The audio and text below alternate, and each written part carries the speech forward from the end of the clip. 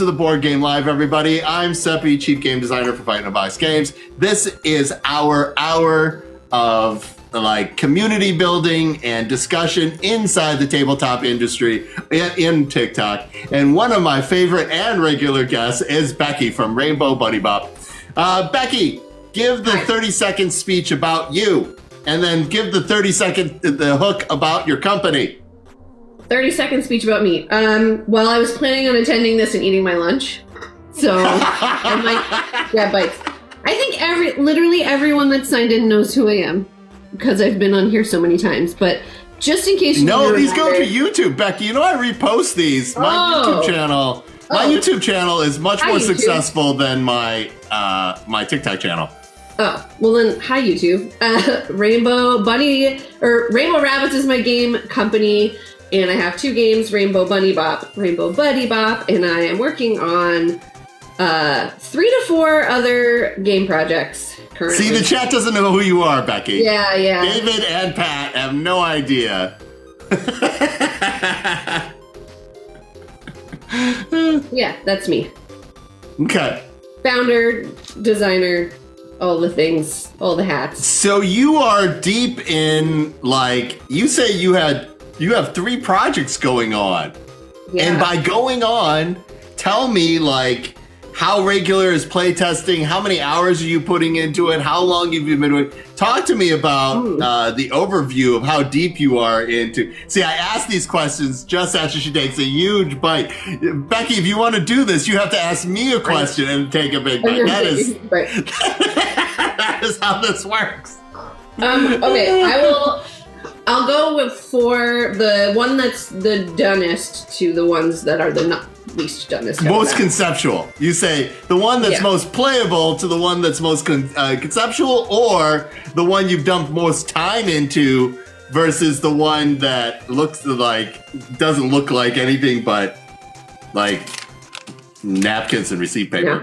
I don't have any of those. Everything's more than a napkin. So the one that has been the playtesting I've been doing, I actually sent out 15 prototypes into the world to families because I want this game to be playable with children. So I had 15 volunteers play the game. And that means that I didn't sit down and tell them how to do it. They had to read the instructions and figure it out. And people were very excited and very supportive. And I got some really good feedback. And then I've been incorporating all that feedback with local playtesting with people. And so it is just a rainbow tile game where you're building rainbows. You're building rainbows. And the first person to build a rainbow is the winner. It's really easy. And it's got the characters from my games on them. So these are... So this one is I did enlist the services of a designer because what I wanted was more complicated than my skill set. And so I should be getting stuff this week that is a graphic designer, what flavor of designer? An illustrator. And then I can go back into all the templates and flow stuff in properly. But I needed the illustrations. And so that one is 4 weeks out from being manufacturer ready kind of. But I don't really want to send to a manufacturer right now because of reasons. But so my heart was also set on wooden tiles, which make it it's actually impossible to do this in the United States. But I might, just to keep momentum going, do a small print run on chipboard, the type of, material everyone expects, and just pay kind of the premium to get it done locally in Vancouver. But we'll see. So that one's all right. Yeah. So today's topic is game design, and Becky just hit on a very, very, very important thing. All right. I can eat now so there's 3 ways to start your game design, 3 main paths. You can start with a theme, I would like a game about My Little Pony, or I would like a dungeon crawler starting dogs and Dungeons and Doggos.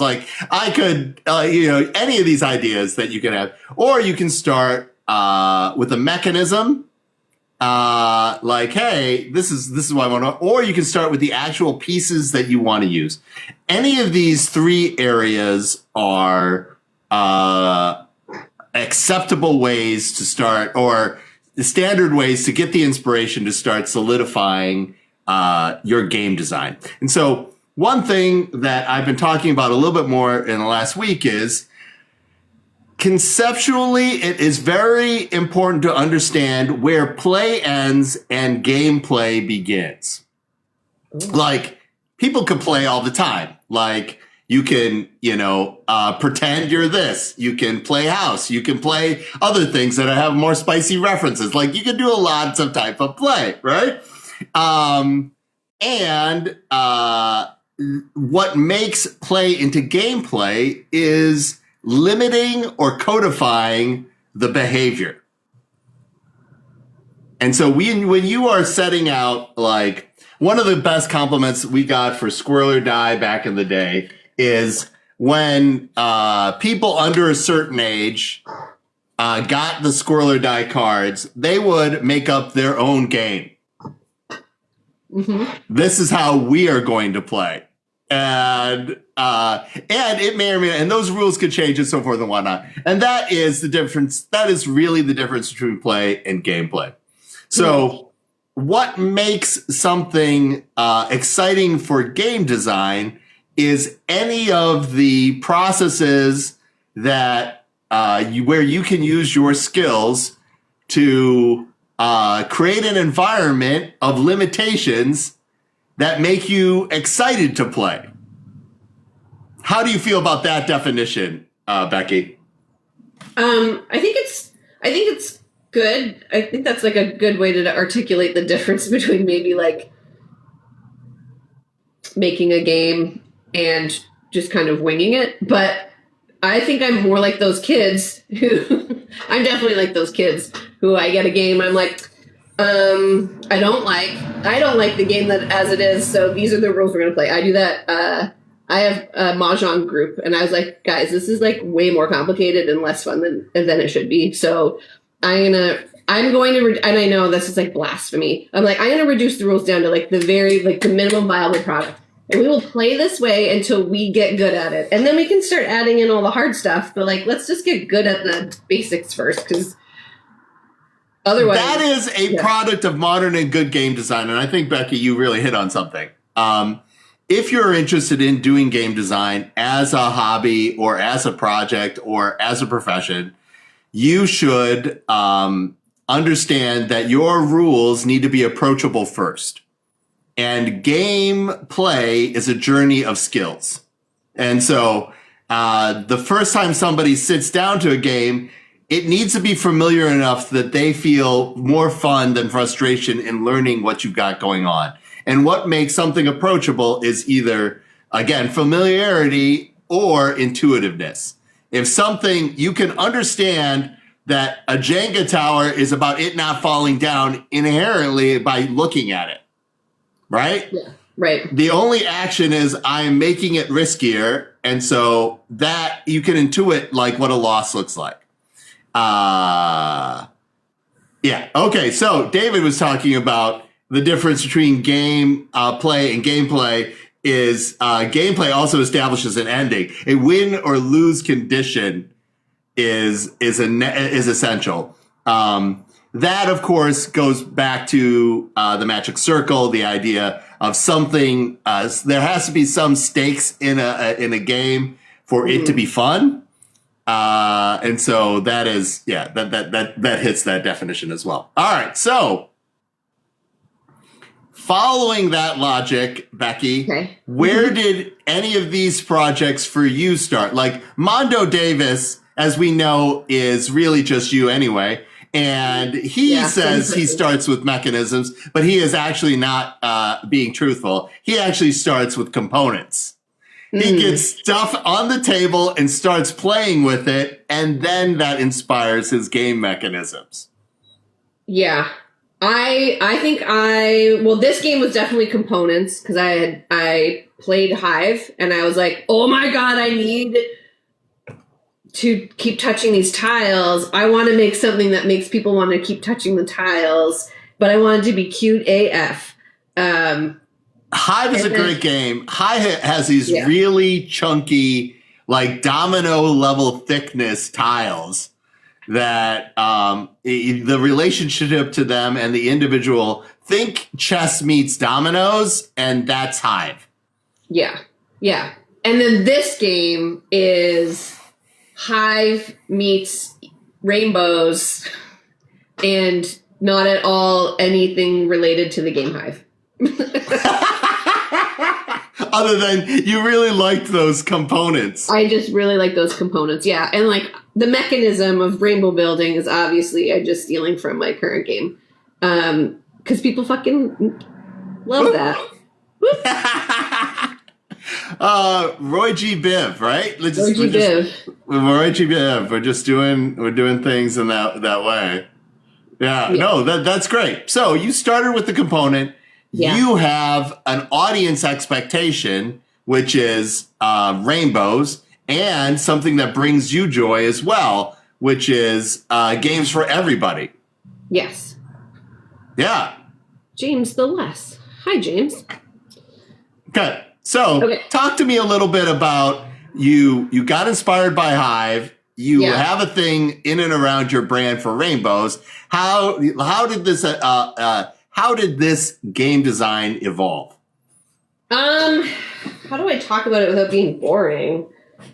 I don't know. You can be boring, Becky. It's just me here. I'm old.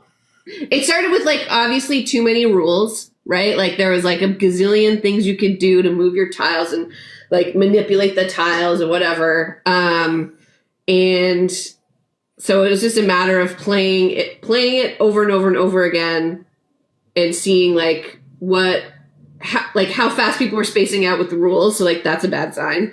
And then when we drilled it down to like the 3 or 4 ways to like manipulate the tiles, there was a game version that was good unless it wasn't.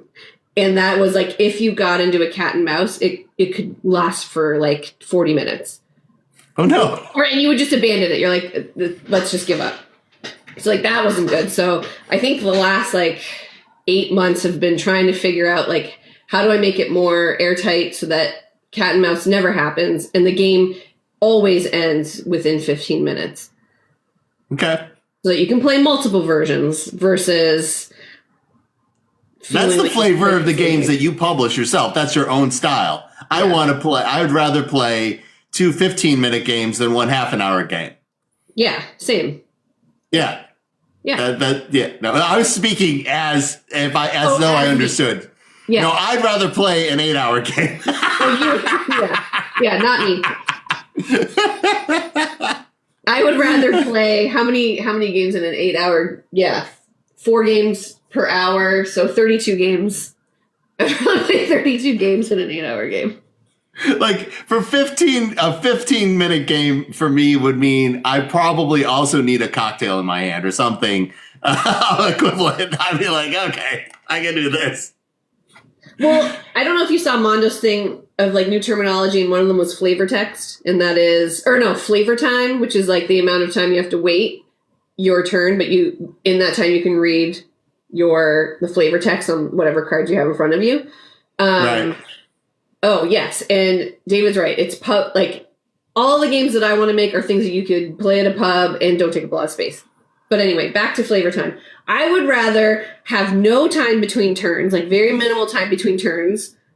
So that, like, all I get to do is think about what I'm going to do next, and then have flavor time between games so I can talk to a person. Oh, nice. So, yeah. But I understand. Okay, so... He wants to swap games, but I don't know if he wants to swap with you or me because it feels like we have totally different styles. 8-hour game, 15-minute game. What are you talking about? I don't design 8-hour games. I design 45-minute games, right? Okay. Right? Or 20-minute games. This is a 20-minute game. This is a 20-minute game. Yeah, that's true. Okay. This is a 12-minute game. This is an 8-minute game. Princess, right? I want to say Princess Sparkle Unicorn. I know that's not the name. Princess. We shared a booth, Becky. I gave that demo right next to you. I have a bad brain. No, you have a great brain. It just, Conquest Princess. Conquest. Oh, yes. Yes, Conquest Princess. All right, but Becky hit two very important things that people need to think about in and around game design. Number one, Becky talked about playtesting, and game design in this way is much more like being a game master or a dungeon master. It is much more collaborative than people think. You are making a thing that hopefully generates fun, and you are getting in front of people and you are seeing what works. And then you reset, you change it, and you do it again. This is the structure of all good game design. Now, you guys don't have protospiels in the Pacific Northwest yet, do you? I do not believe we have protospiels. PAX West has an unpub room, right? Yes. Yeah. Okay, so you guys have unpubs.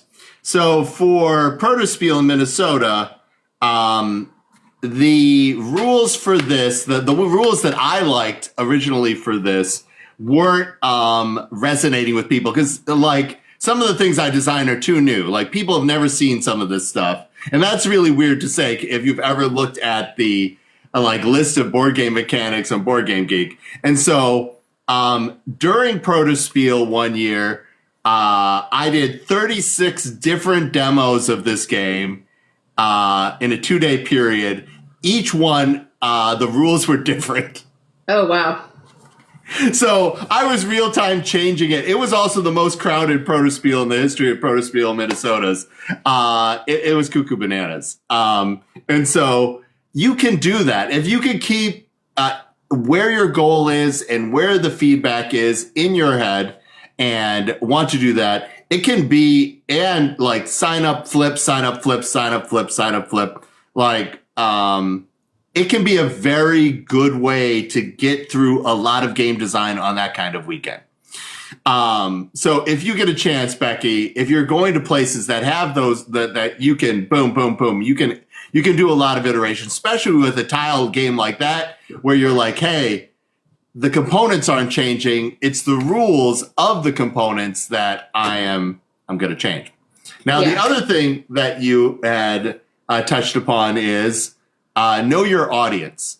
When you design a game, you should figure out who the game is for. It is an essential part of the experience.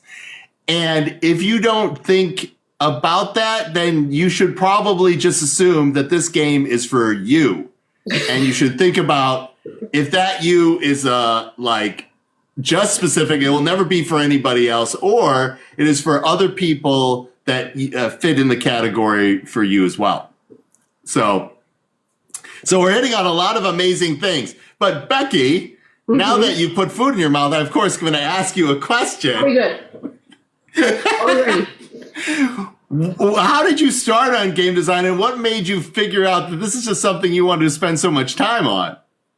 Oh, we never had the story? Okay.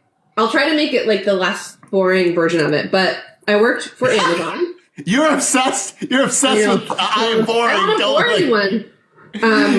I worked at Amazon. People are here to be bored by me, Becky. Nothing you could do would possibly, or they'll just scroll on. Don't worry about it. It's great.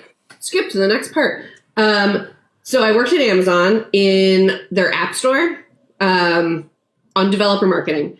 And part of my job was to, we were writing, manuals for developers on how to get their games published into the app store. So we were always coming up with fake ideas, fake game names, to help just make it more fun. And one day, and I don't know why this happened, but one day someone had left one of those blank, actual board game kit maker things on my desk. It was cards and boards and whatever and dice. You've never told me this. Oh. You have never told me this. Which one was it? Was the white box by Atlas Games? Yeah, white box. I don't know who it was by. I didn't have any whatever. And I had a desk in an area where people always were leaving their garbage, so I was not happy about it. So I made a big stink, and I walked around the floor, and I was like, "Who left their garbage on my desk?" And no one owned up to it. And then I was like, "Fine, we're all going home, and we're all taking components out of this box, and we were making games. And on Monday when we come back, all of us will have a game to show each other." You were a tyrant. I know. And I was the boss, so I was like, this is a directive. Everyone is going home now. Yay. Oh, a directive. Yeah, and they're obviously going to come back with a game because I told them to.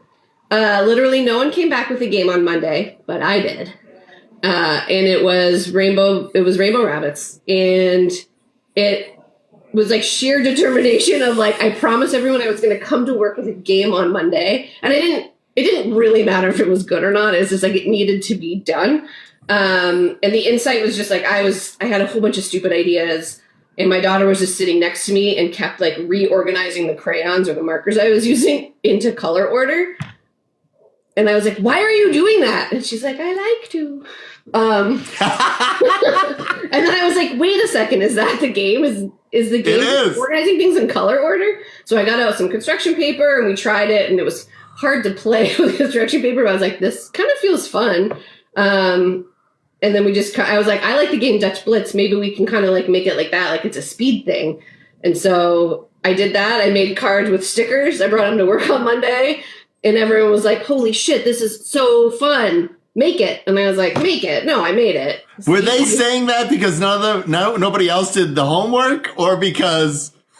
No, I think because it was legit fun. I think they were surprised they did it, and then we were having a good time. And we probably played for like 3 hours at work. Like, what? Because there was only one copy, and everyone was like, well, I want a turn. So like, we played forever, and people are like, you got to make this. And I was like, I don't have the foggiest idea what I'm supposed to be doing to make a game. And then I love this story. Why have you been keeping the story from me? We've been friends for years now at this point, Becky, and you've been keeping the story from me. Well, now you know it. But yeah, so completely random happenstance. And like literally I have been dragged for the first 5 years, kicking and screaming about having to do whatever the next step was to do it. Just because I was like, it'll work. Even David has heard the story. I feel like you're just not listening. I'm just kidding. What did we say about the truth, Becky? Nobody wants to hear it. Come on now. Once upon a time, old people like me would print everything, and that would mean we'd have a lot of scrap paper in and around the office to cut up because we wanted to be more environmentally friendly. And so we'd have it for notes and other things. And so I used to take in interviews, those stacks of cut up papers, those cut up squares, to the interviews that I was conducting. And I would, I'm at work. I'm in charge of marketing now. I'm at least a director or above at this point for marketing. Okay. And somebody wants to be on my team. And especially during summer season, like people are like, hey, I want to be an intern, or I want to be whatever it is. All my folks needed to be like client ready, being able to have interesting conversation with clients, or be ready to talk to any of the C-levels about whatever thing that they want going on. And they did not have to be accurate. They just had to be engaging. Okay.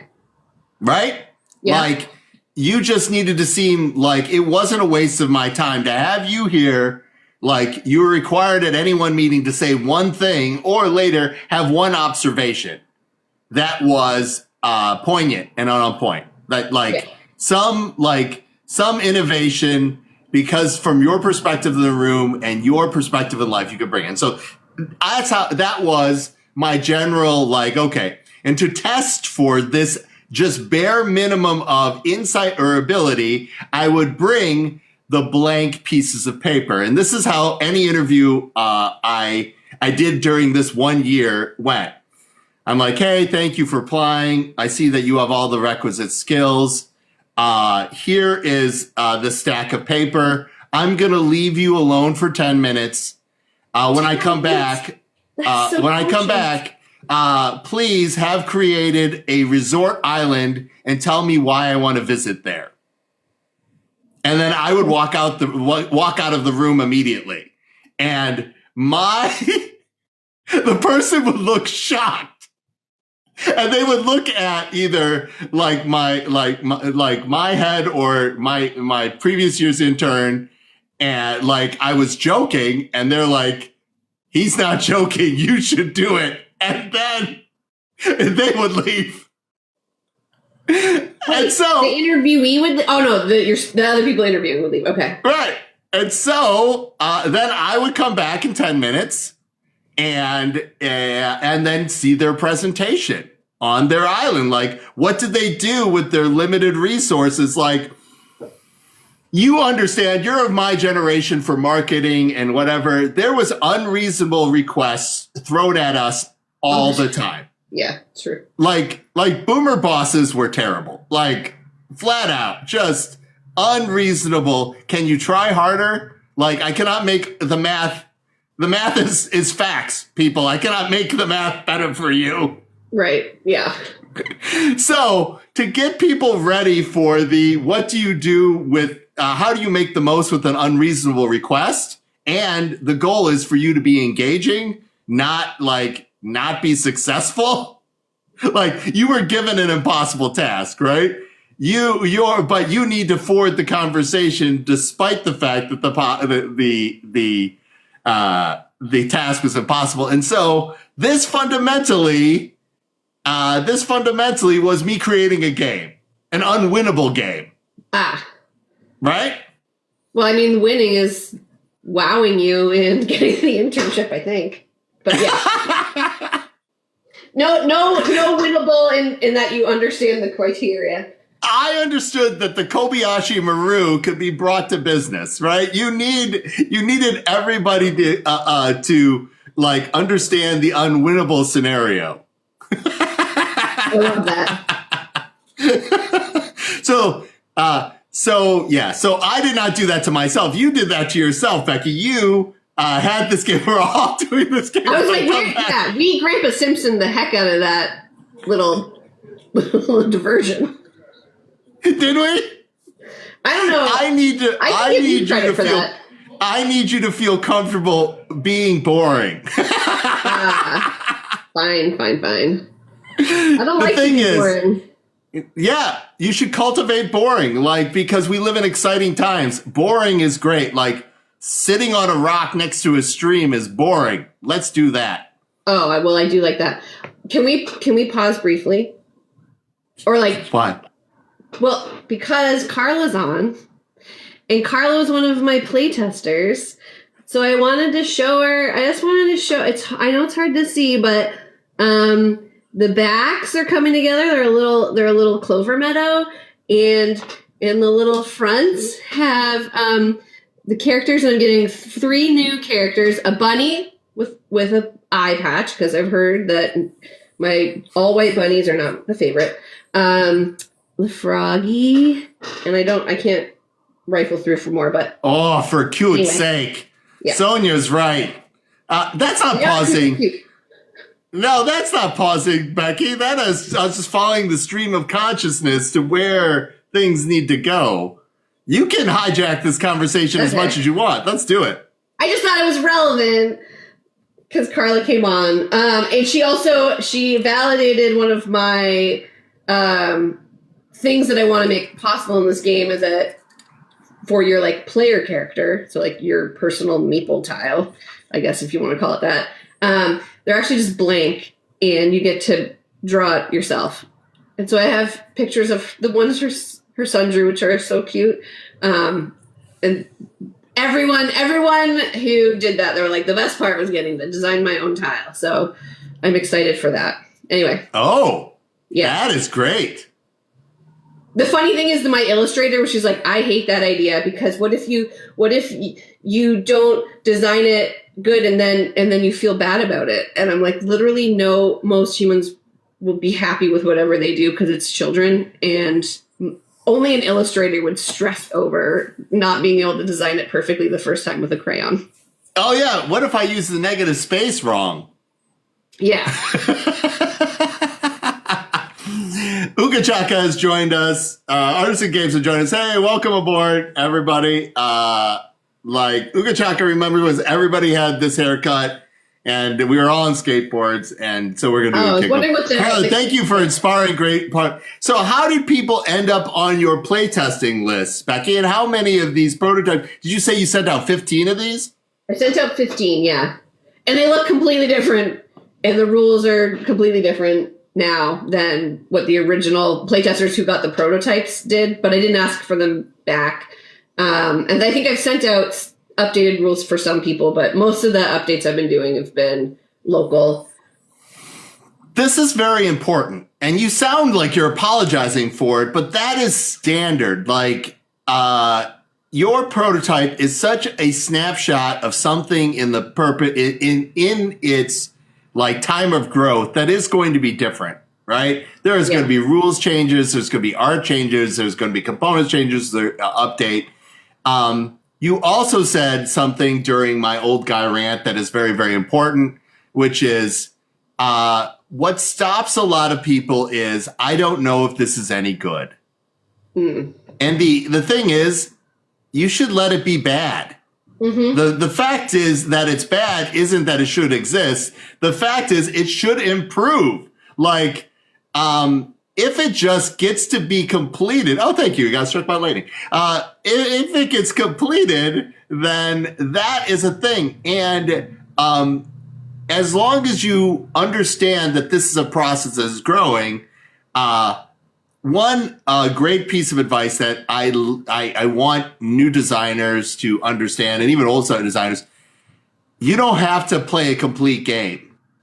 You can call it, like, as soon as your cat and mouse happened, Becky, you did not need those people to suffer the extra 45 minutes of the, like, you're like, hey, we're just going to call it here because I know what happens.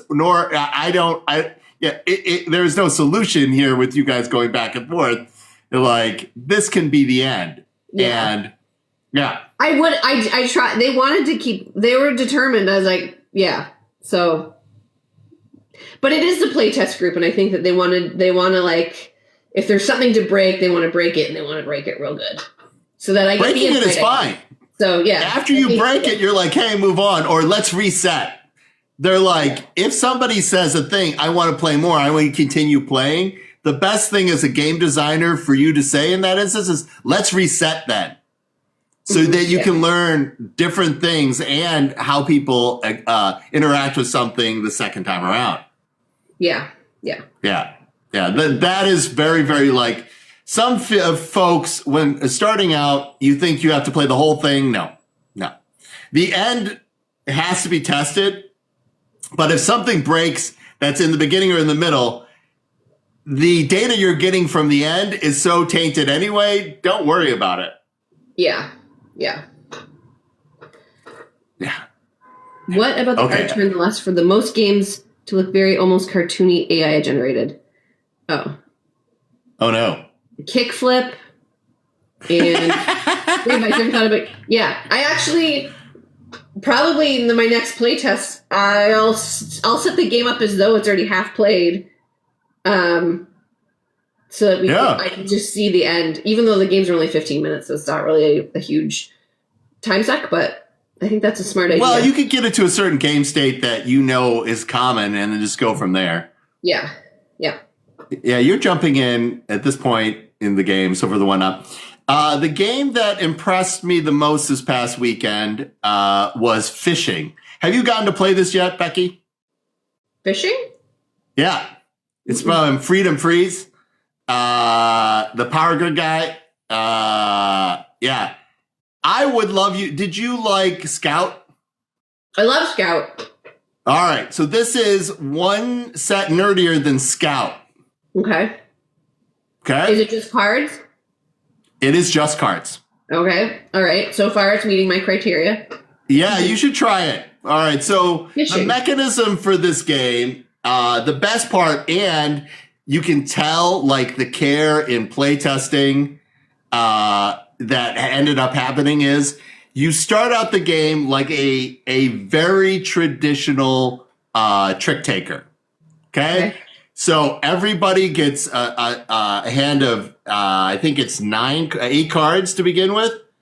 Whoever leads suit, the highest number in that suit wins the trick. Okay? Yeah. So starts super duper duper familiar. Okay? Now, the trick to the game is you have 2 places to put those cards. And One of them is your cute little fisherman, and that's for the hand that you're taking now, right? And all of the hands that you end up taking are going to be your personal draw deck for the next round. Okay. So if you took tricks, the tricks you took are going to be your hand for the next round. Yeah, so you're getting shittier cards, I guess. Kind of. Or mix. You're having you're having a card that is. All right, so what happens, Becky, if somebody shoots the moon? I don't know. Is that a thing? Is shooting the moon a thing I should know? Is it a kickflip? Shooting the moon is from Hearts. Do you remember Hearts? No. Okay. Shooting the moon basically is a reference to trick-taking games when you take all the tricks. Oh, okay. Okay, so that means, let's say we dealt out 40 cards and somebody takes the majority of tricks. Yeah. Okay? Yeah. You got that? I got it. So that person... Someone's holding cards like this. No, that's their draw pile. They're only going to draw up to the same. So everybody else doesn't have a draw pile. Okay. So guess where they get to go for new cards? Your draw pile? No. Your little fisherman draw pile?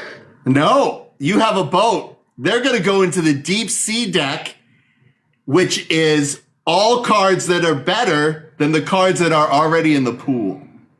Oh. So you don't want to win tricks, kind of. Well, you want to win tricks because it's every card that you take ends up being 1 point for the end, and you score 8 rounds, so for the whatnot. So it creates this really interesting situation where do I want to take this trick, or have I gotten through all of my draw deck, and so I can get subsequently better cards. It's really good, cool. Becky. That sounds fun. You should try it out. Fish hook. What'd you call it? Fishing. It's probably sold out. Steve understands that this game is fantastic. This game is the game that you put it on the table, people are like, I want to play it again. Cool. Yeah. It's really good. It's really, really, really, and who makes really it? Good. Who did you say made it? Freedom Freeze. Oh, okay. FF. All his games have F titles. His name is Freedom Freeze, and they're in green boxes. And he's like Power Grid. He makes Power Grid. He makes a whole bunch of other games. Yeah. This was really good. It was really good. So that was the game that impressed me. And this is all relevant in an old guy sort of way for starting your own game design, because going back to being approachable, it has to be either familiar or intuitive, or hopefully both. Yeah. Okay? Rio Grande makes all his games. There you go. I see. Oh, okay. Yes. Okay. So, when you're thinking about a game design, originality will end up is just a product of you as an individual making the thing. Just flat out, that's the case. Yeah. And I think too many people also starting out with game design are obsessed with keeping their ideas secret, like somebody's going to steal them. Right. No one's going to steal your idea. Everybody's no one's working steal your on their idea, own. James. It's safe. Your ship and fishing cards game is safe with us. Yes, right. And number 2, there's so many ideas out there. Who knows if your idea is any good enough? What game design fundamentally is about is executing on those ideas, how far along you can take it. And that only comes back through playtesting. Mm-hmm. Wow. Yeah. Okay. That's really exciting. Should we now what do you want to talk about? I want to talk about your next design that you're working on. Oh, okay. What stage is it in, and how do you qualify about it? So this game, the next game, which I don't have in front of me because it was in my purse, and my purse is somewhere else. But okay, so this is one of my all-time favorite games, Satanimals by Marlon. What does he go by? Mega Mint Games. And Marlon and I used to be booth buddies before I became your booth buddy. And every time I introduce this game to people, they freaking love it. It's the easiest thing to sell at an event because you're like, oh, you're building a satanic zoo, and people are like, here's my money. They don't even really get me here to see anything. So it appeals to a certain different demographic, but the gameplay I felt was I was like, this could be like rethemed to something that's even like broader interest level than people who want to build satanic zoos. Can we make it beer themed? And so we kind of worked on it together for a while, but he moved to the UK and he's like, you can just run with it. And so I have been working for the last 4 years on reskinning this game, but tweaking the mechanics slightly so that it makes sense for a beer game. And because it was it isn't significantly different than the original, I haven't done as much extensive playtesting because I've played the real game. So I've done enough playtesting for the new little mechanics. That one, I need a little bit of help with design stuff, so as soon as my illustrator is done with the tile game, she's moving on to making the icons for the beer game. And that plan, that'll probably, if it goes the way I want it to go, I'm actually getting it manufactured here in Seattle. Nice. And super small print run.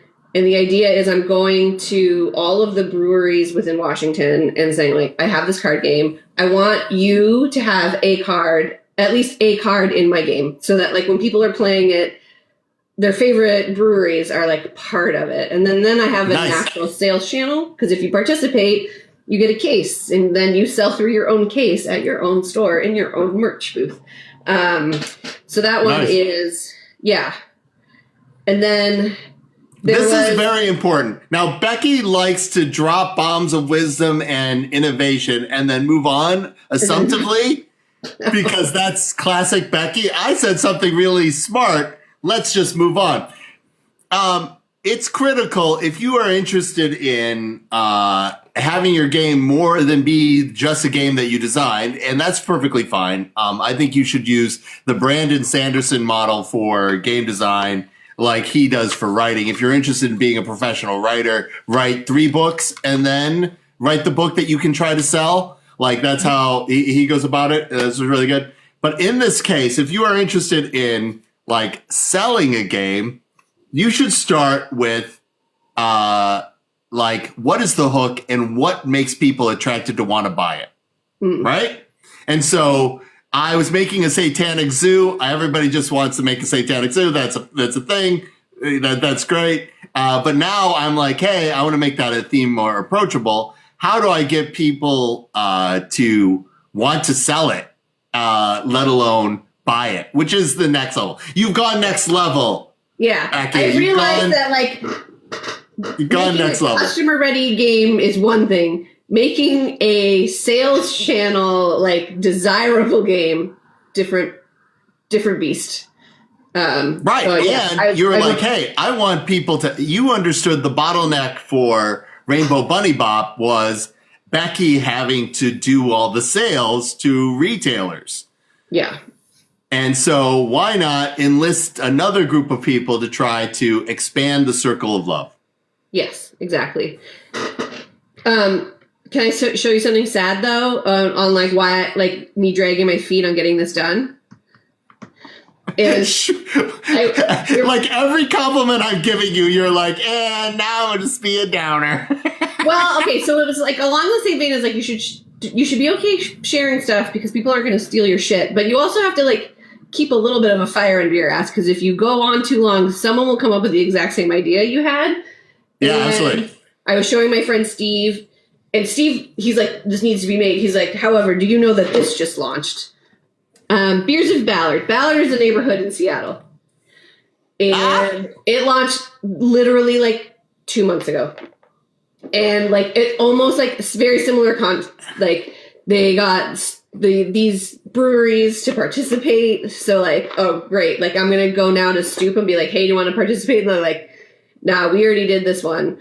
Somebody already beat you to it. But I'm still gonna first to market is the thing.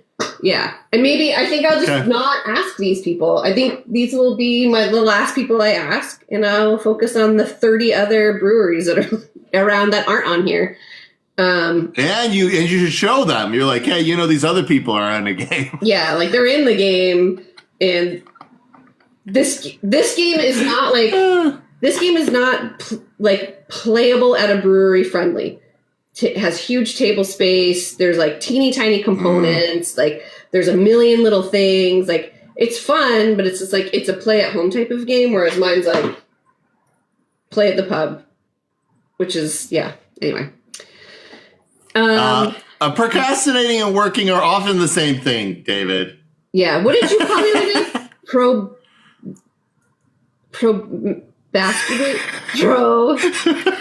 Procrastinating. Procrastinating. Yeah. Procrastinating. The definition of procrastinating is one of my favorite things. It's when you understand this is going to go nowhere, and that's part of the fun. Well, David, can you just because someone has the same theme doesn't mean you can't still do it, right? Yeah, it's true. But B, can you like switch up part of the theme? Like instead of being resistance, they're like acceptance. And just do like a little tweaky tweak. Or instead of it being pirates, can it be like penguin pirates? Yeah. No, the designs are literally almost identical. I mean, yeah. I mean, there are some themes that are like a little bit saturated, right? Like, I think it's the design part. Like, we all swim in the same sea of stimulus. Yeah, any good idea that you have, it will occur to one of the other 7 billion people on the planet. It really is a thing. Yeah. And so it is about executing the best. And executing the best doesn't mean only it's the best game. It's for every hour of game design, I did an hour of promotion. It's for every hour of game design, I got this many prototypes and I did this many playtests. Like there's a lot of things that get you ahead of the game. Yeah. But the good news about that, David, is then you can move on to your next game. I know you have a lot of game ideas. You are somebody who has a prolific idea of stuff. What about a merry band of hedgehogs instead of pirates? You already have artwork for that. Oh, I do love hedgehogs. I do. And he's got hedgehogs hurrying. You know, it could be kids playing pirate, and it could be hedgehog kids playing pirate. Yeah, the backyardigans. Yeah, no, there's a lot of stuff. You can take that theme and run with it. It's pretty sweet. By the way, see how awesome the Toque hairstyle is? I mean, slay. Just kidding. Your hair looks fantastic, Becky. We saw a whole transformation of you this hour. Can I tell you my last game, which I started literally like yesterday? How long do you get to be on break? Before you go on to this thing, how long do you get to be on break? Oh, I'm not planning on looking for a job until September. Okay. So I have plenty of time. Yeah, because my husband is also my husband's taking leave of absence from his job in the summer, so we are doing family travel time. We have a 14-year-old, and it's like probably the last year she'll ever love us. So let's take advantage.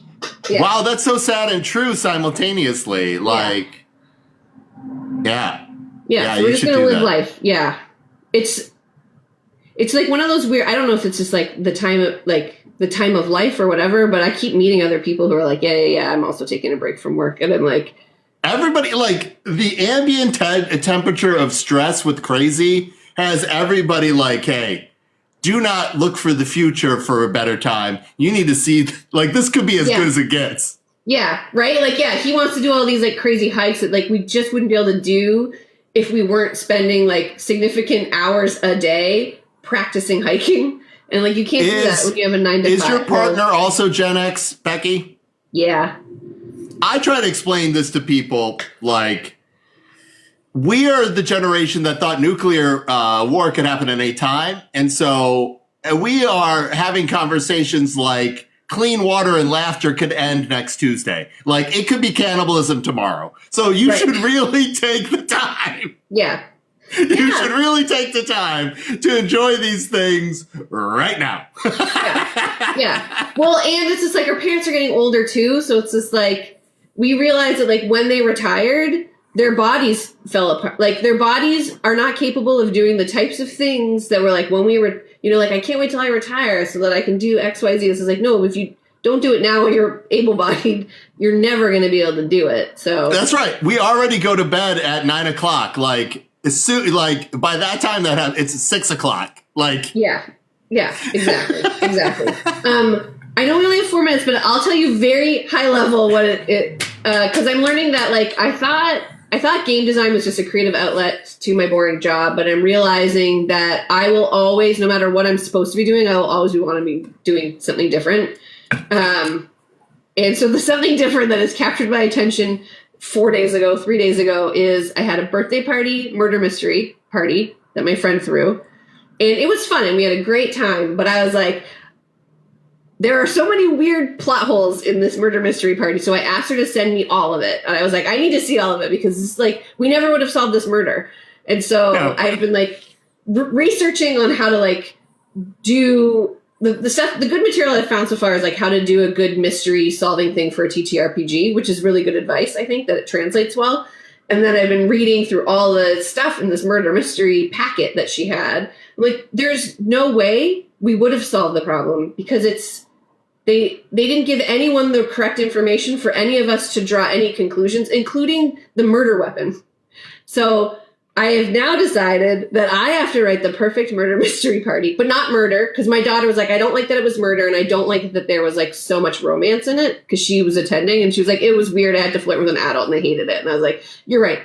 We should be able to do fun mystery parties that are engaging, that feel a little bit more like escape room, a little bit less like improv, because some of us don't like to play act, but we like to solve a mystery. And so that is my, like, I can't stop thinking about it, and I really, really want to make one. And so that's like my new thing. But it's distracting me. I can't wait. Now that I know that you are not a slave to I might just randomly call you to talk about this shit. I'm very excited about that. Yeah. Yes, please. Yeah, we should. Yeah, absolutely. That's fantastic. I have very strong ideas about how those things are structured and how it should happen. I'd love to hear what you got going on. That is incredible. I would want to play that. Like, the theme is Battle of the Bands. I thought I was going to say with you should call it The Drummer's Last Beat. Ooh, I like that. I've gone down a weird rabbit hole where I think, so it'll be a missing instrument that is like obviously key to one of the bands being able to perform. Ooh. And I've decided that the missing instrument is going to be a bassoon. Because they What did you call me? Exactly. It's like, it's an instrument that comes and goes in rock and roll. And it is like a highly identifiable, I guess, like there aren't a lot and they're very expensive and they get passed down generations. And so like, I feel like there's a lot of stuff you could. It can't be a flute, which is easier to hide. No, I want it to be harder to have stolen. Oh, so it's like one of those mysteries. Like it's a completely locked room. Like, how did this even happen? Kind of, yeah, exactly. Yeah, all right, cool. I get it. Yeah, all right. That's amazing, Becky. I love this Phantom Bassoon Battle of the Bands. All right, so maybe it'll change, but that's where I'm at today. No, you don't have to change it. It's your story. I love it. Make it a bassoon. Like, even if it's not a bassoon now, I'm going to call it a bassoon. Right? Yeah. You've already sold me on it. All rock and roll bands with a bassoon, and you're gonna be like, wow, there's more than I thought. Like, if I knew that this was going to be so fun, I would have picked the topic like the things we're working on, like game designers just talk about their games for the month, and that's sort of a fun discussion as well. I'll see who's my next week, considering I hope nothing bad happened to John. All right, so we're in the wrap up, Becky. What can people look forward to in and around you, or stuff that you're doing? They can look forward to the launch of the tile game, which is currently being named Rainbow Flip and Slide. Woo! I don't know if that's going to stick, but it seems fun and it's like on brand. When are you thinking for that? Sorry, it stopped. What was it? When are you thinking for that? Oh, when? Yeah. It depends on tariff dependent. If they lift and I can start getting manufacturing done at the manufacturer that I had originally got. So you're thinking 4 years from now? No. Well, if tariffs get lifted, Christmas. If tariffs don't get lifted, a smaller version, Christmas. Christmas is my answer. Christmas. Christmas. All right. Okay, that's great. All right. Thank you, everybody, for showing up for the Wednesday Board Game Live. If you like this kind of content, we do repost the long forms of all of these on our long form channel, as well as the topic for the board game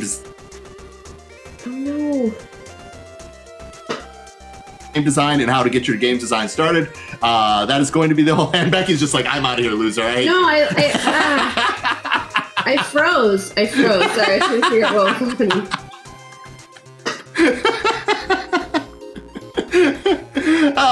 If any of the things that we talked about in the real world are making you both insane, then also you can check out our merch store where we have protest t-shirts about the state of the universe. Yeah, please check those out. They're great. People are loving them. All right, Becky, close it out. What is your final thoughts or goodbye? My final thoughts are thank you for letting me step in, and I'm excited for us to talk about murder mysteries that aren't about like intriguing mysteries. Let's do this thing. I like that as discussion. All right, everybody, thank you so much from the Wednesday Board Game Live. We'll see you next week. Hopefully, with I got to figure out my guest, and now that Becky was here, but. As always, stay safe and have fun. Bye, everybody. Whee! I can't do this, Becky. Every week this happens.